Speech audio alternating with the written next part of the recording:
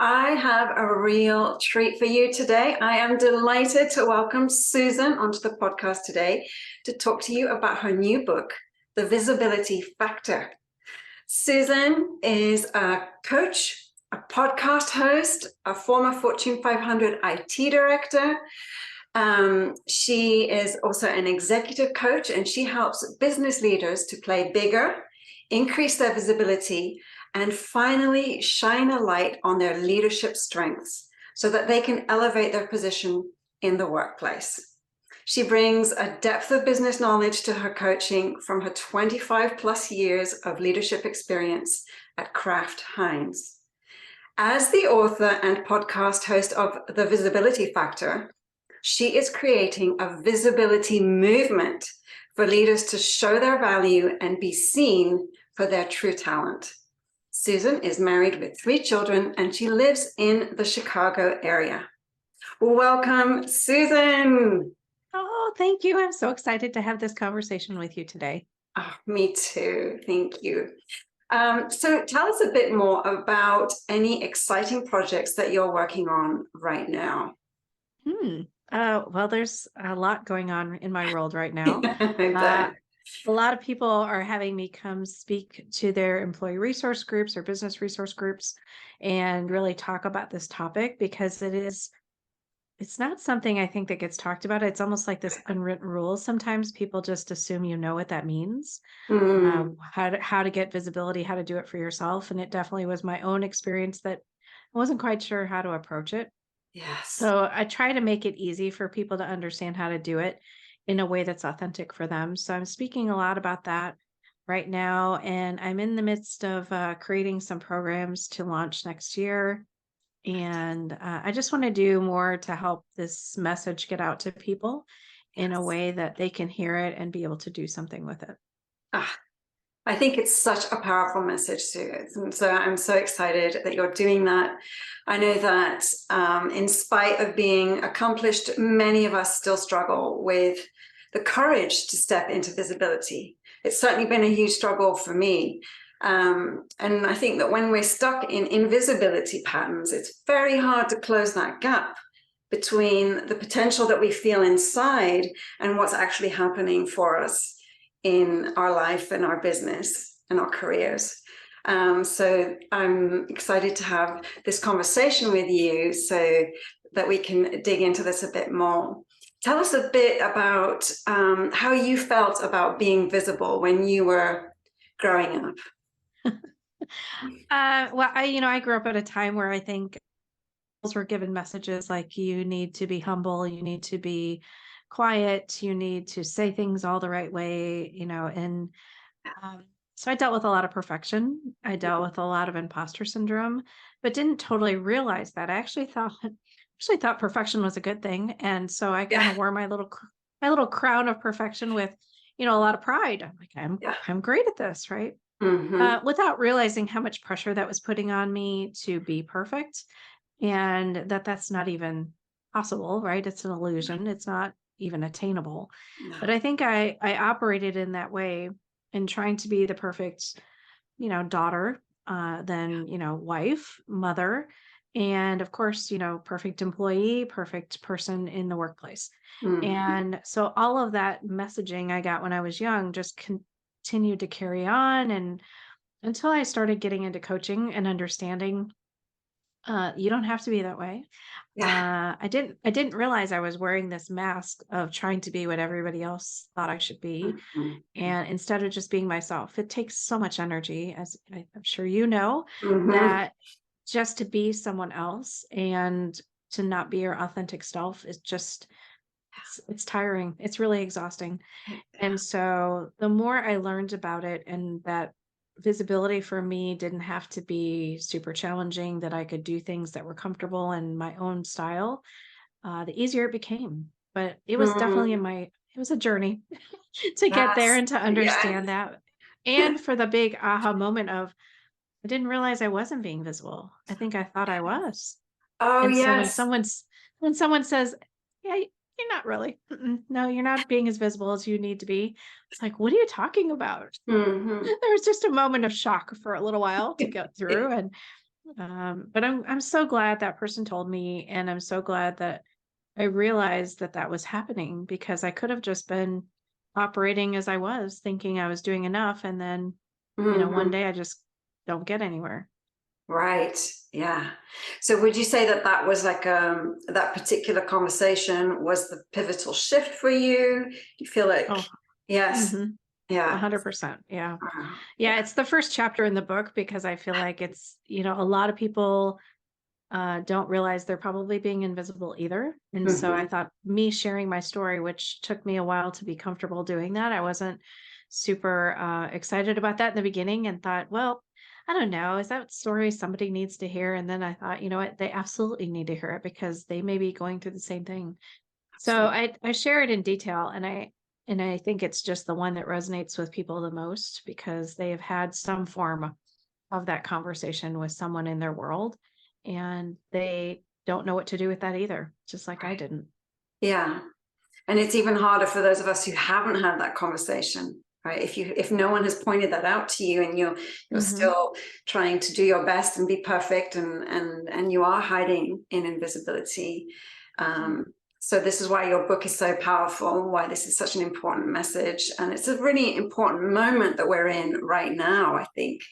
Our voice and our contributions, especially as women, are really needed at this point. So I think that 100%. I'm not surprised that your book is really resonating with people, because I think it really is the moment that everyone is paying attention to this.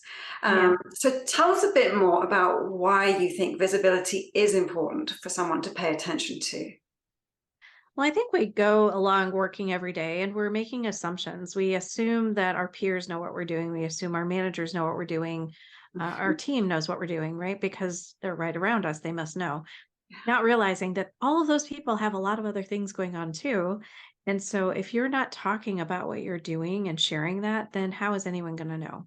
Mhm, And for me, that talking about things wasn't natural for me. I was great at getting things done and mhm. accomplishing a lot of things, but not so good at talking about them.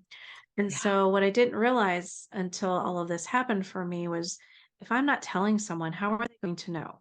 How are they going to know that I am good at leading this way, or that I have these capabilities that I've never told anybody about? So, for me, that was just a big moment of, okay, you're going to have to do something different. You're going to have to talk about what you're doing.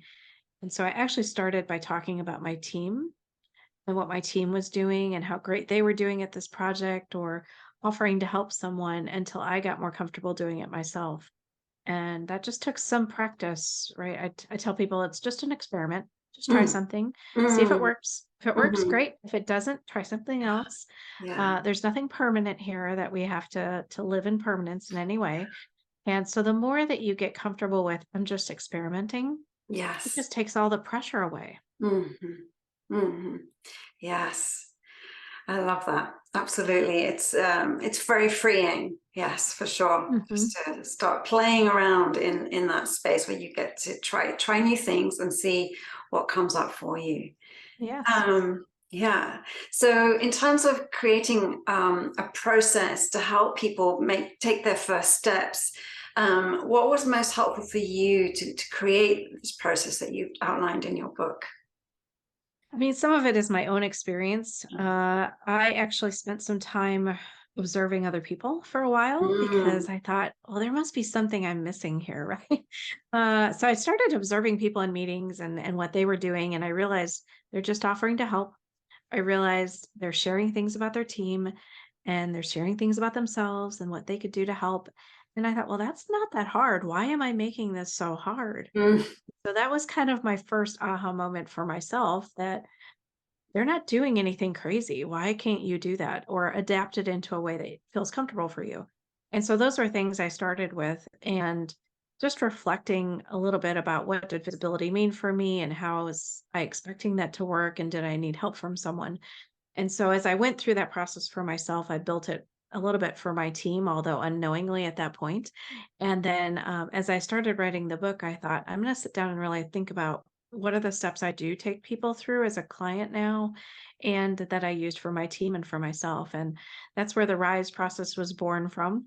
So Mm. RISE is not only an acronym, but it's also a metaphor. So Yeah. RISE stands for reflect, ideate, select, and evaluate. And so those are the 4 steps that I take people through in the book to plan, create their own visibility in a way that works for them. I have hundreds of ideas in the book that allow them to play to their strengths. So if you're someone who writes, here's the list of ideas. If you're someone who speaks or volunteers or any number of things that you may want to do, there's an idea in there for you, I promise. Ah, And and then the metaphor of it is to help people like learn how to rise up for themselves and be comfortable with that.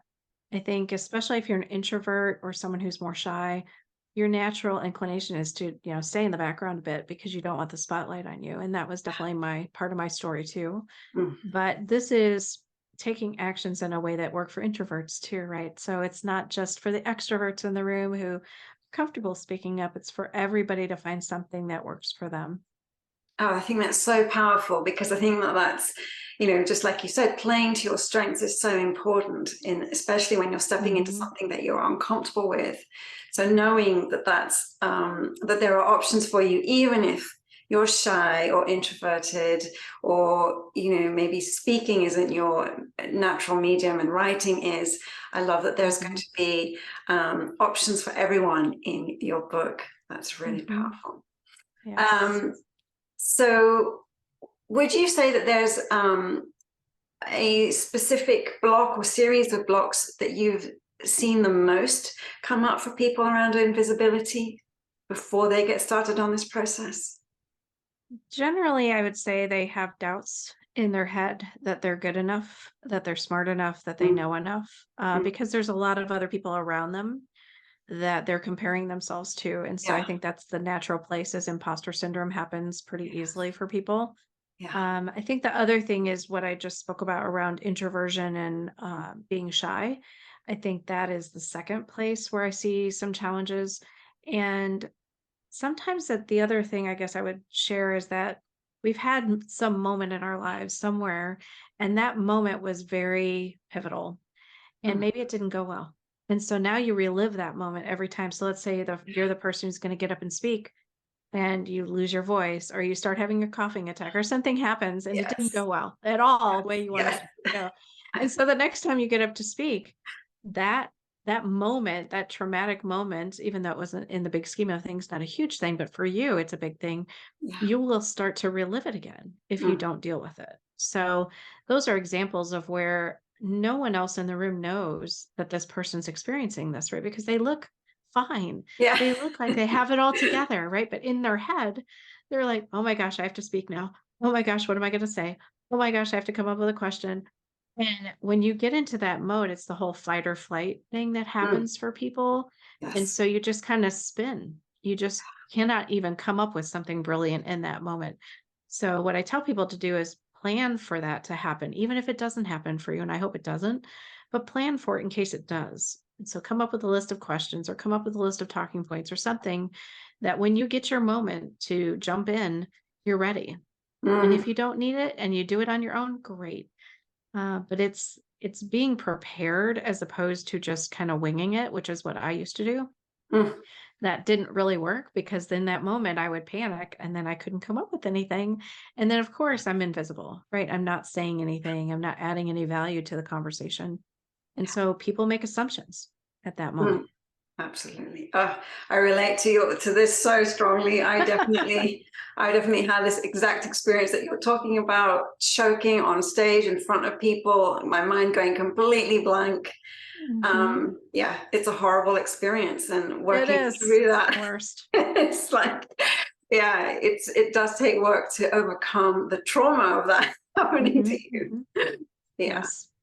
Yeah. Yeah, And if I could add one thing, of in my course. research, when I was doing some things for the book, one of the things that I found most interesting is 70% of people in the US are living with imposter syndrome at some point along the way. Mm, mm, 70% of people on your team, your peers, even your management above you has some form of imposter syndrome happening. And so imagine everybody kind of playing small at that point instead of playing bigger. yeah. They're hiding ideas, they're not sharing recommendations, they're not sharing their thoughts. It creates more conversations that have to keep happening. because you don't feel comfortable talking. So the Mhm. more we can help people understand that no one is perfect, take some imperfect action, just try to do things that are comfortable for you, but don't be afraid to use your voice. I think our tendency is to play smaller and not use our voice at all. Mhm. What I want people to understand, it's use your voice in a way that's good for you, but don't shut down. Don't play small, because people need to hear from you. They need to hear what your thoughts are and what your ideas are. And you were hired for a reason, so don't be afraid to speak up.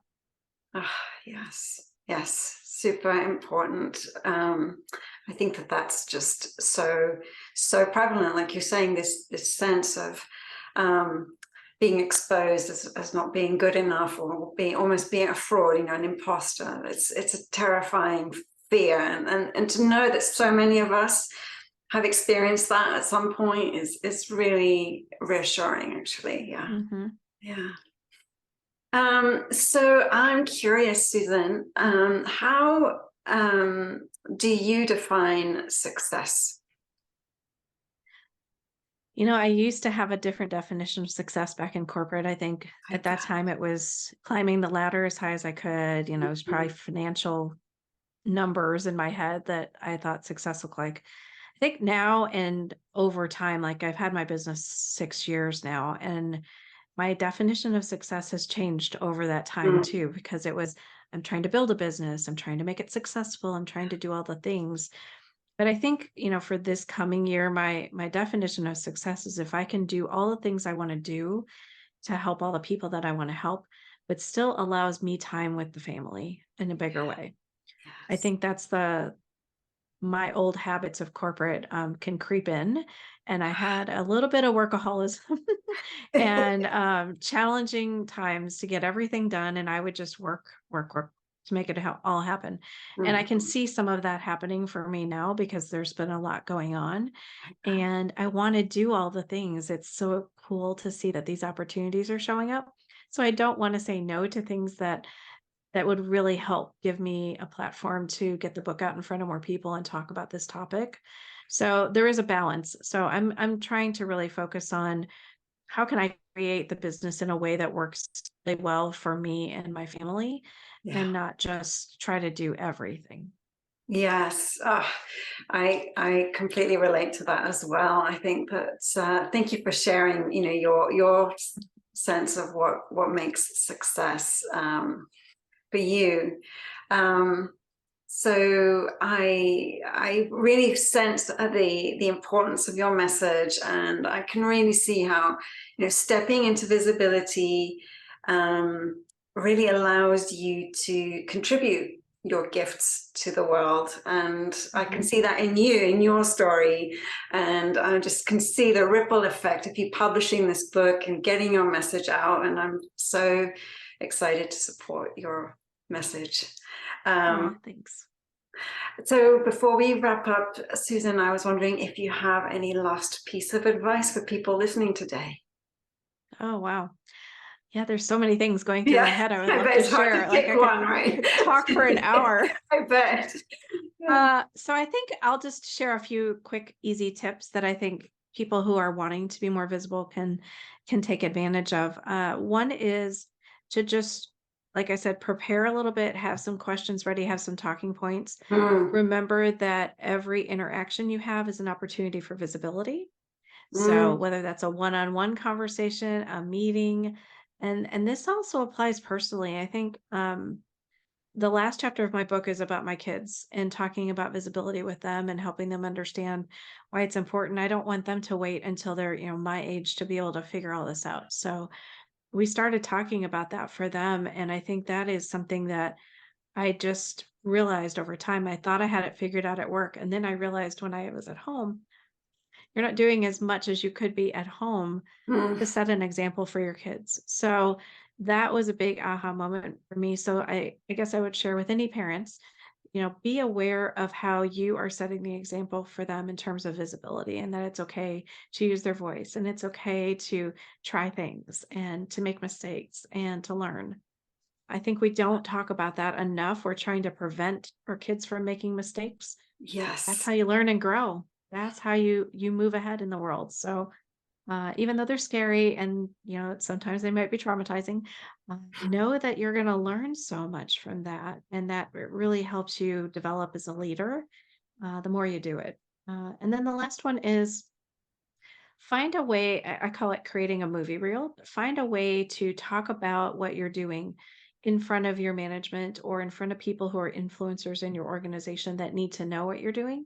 So that might be a status report that you send in. It might be, if you're in the office, popping by their office and talking about some good thing that happened. It may be sending a Teams message or a message on whatever platform you're using, that's Slack or Teams. Mhm, mhm. But just find ways to kind of put a little bit of a highlight reel in front of them on a regular basis so that they think about you and realize, oh, I have this project coming up. She just talked about this project she's working on. I think it would be a good fit for her. And Yes, imagine you're not talking about that stuff and then they're not thinking about you because they've got absolutely. 18 other things going on. Mm, So the more you can, I will say, be a little bit intentional and consistent with the messages that you want to share, the easier it will get opportunities if you're putting yourself out there and asking for them. mm.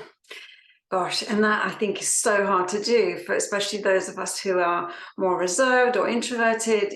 Just talking about the things that we're excited about or successful at is not something that comes naturally. So I think, wow, Mhm. yes, that's Mhm. extremely powerful thing to do. Mhm. Yes. Yeah. Just think about it as you're just sharing information with a friend, right? It Yeah. doesn't put all this pressure on yourself and put someone else on a pedestal. If you can just talk human to human, Mm, like, I'm just sharing what's going on in my project with you. I just wanted to let you know things are great. My team is doing amazing things this week, and here's what we did. That's all you have to do. So, the pressure piece is what usually holds us back the most because we're trying to be perfect.